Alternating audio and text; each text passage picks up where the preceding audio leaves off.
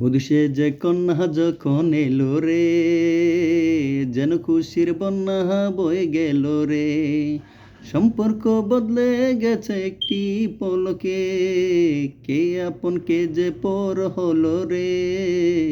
বধূ যে কন্যা যখন এলো রে, যেন খুশির বন্যা বয়ে গেল রে।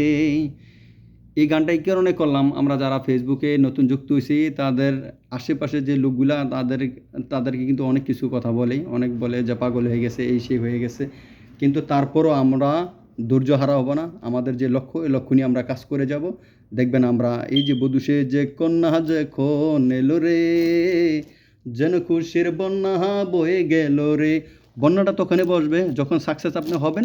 এই সাকসেসটা যখন তাদেরকে দেখাবেন, তখনই আপনার বন্যা বয়স হয়ে যাবে তাদের ভিতরে। তা আমি বলবো, হতাশ হওয়ার কোনো কারণ নাই।